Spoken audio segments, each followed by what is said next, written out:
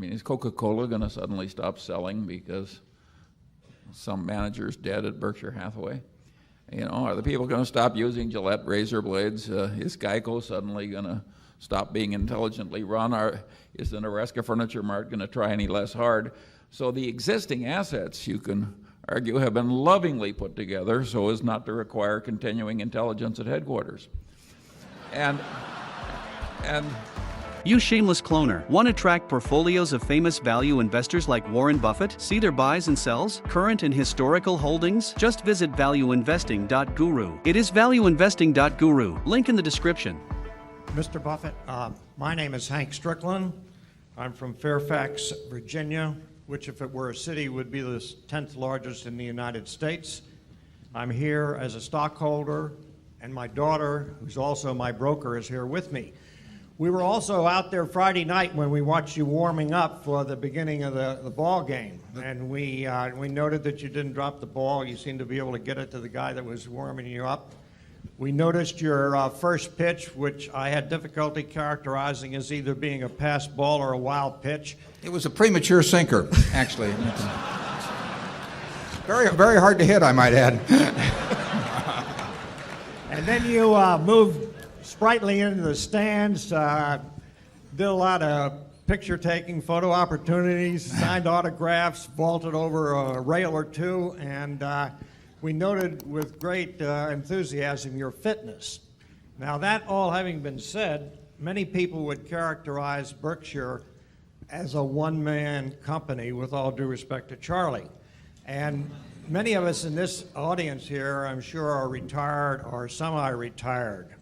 It's not unthinkable that perhaps you might want to retire, or for good God's sake. It's unthinkable. Unthinkable. I don't want that one to go by. or for something worse could happen. And for those that would be the worst. I think. Well, I think death would be second. I could think of some things some of us might want to do to protect our sizable investments, say, having owned Berkshire since blue chip stamp days. But anyway, we could put in a stop order, might take out an insurance policy. We might ask Charlie to masquerade as Warren after you moved on. Those don't seem like very attractive options. I'm very serious now. Yeah. How would you respond to the question of a stockholder that's really concerned about Berkshire being a one-man show? Yeah, well, Berkshire is not a one-man show. It's a two-man show in terms of capital allocation. There's no question about that at present. But it's run by many managers that are doing an outstanding job and that don't need any guidance from Charlie or me as they go along. But I might say that, you know, I will die with all of my Berkshire stock essentially, and that stock will be held either in the family or in a foundation, depending on the order of death, for a long time thereafter. So there's no one that's more concerned about the subsequent management issue than I. I mean, this is not something that ends at all on my death, and it doesn't end for the Buffett family or the Buffett Foundation. So it's a subject that Charlie and I have both thought about. The most likely situation, you got to get away from the idea that it's a one-man show, because right now we've got 33,000 people working for Berkshire out there, you know, as we speak. And I'm sitting around, you know, watching movies about myself or something. I mean, you can see how vital I am to the place. But the question. And the other thing we do besides allocate capital is we do identify these managers and hopefully we make it attractive for them to stay and work for Berkshire. But that doesn't require 150 IQ or anything to do that. It does require a certain sensitivity to why people want to get up in the morning and do what they do. And when I'm not around, the logical, at some point, depends on exactly when it happens, but Charlie's a little older than I am, and it's likely that it will be broken into a two-person function again, but not exactly the way Charlie and I function, and that is that there will be someone in charge of investments and capital allocation. I mentioned Lou Simpson's position because he is younger than I am in the annual report, and then someone in charge of of operations, and we have that person in the organization now.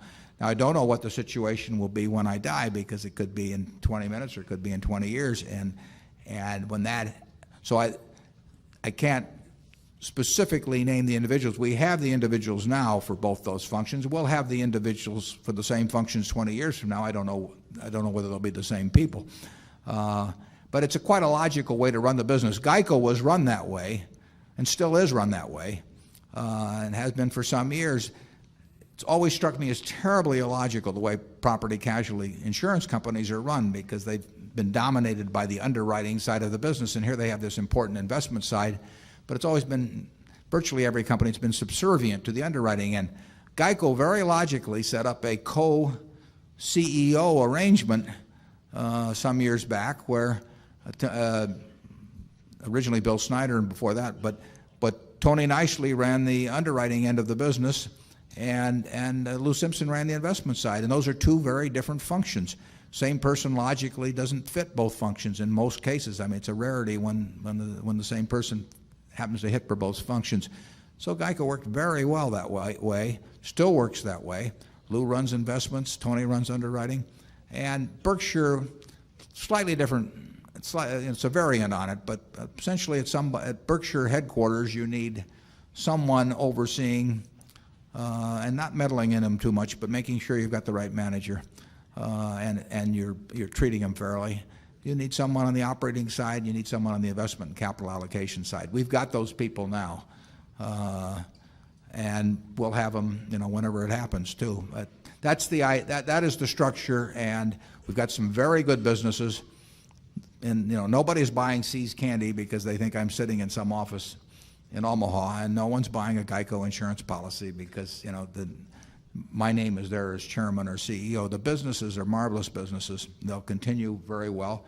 And there will be a capital allocation problem then, just like there is now, and there will be the problem of keeping good managers in place and treating them fairly, and that's a solvable problem.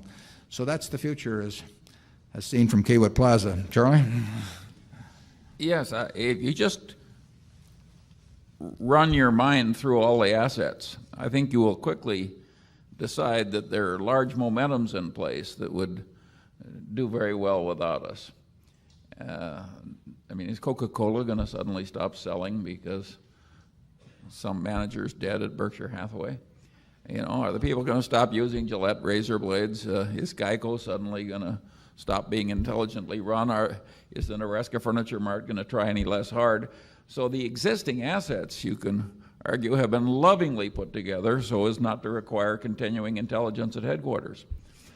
And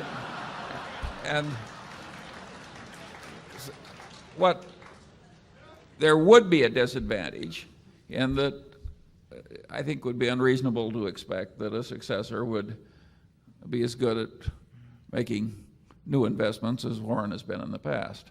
Well, that's just too damn bad. Yeah.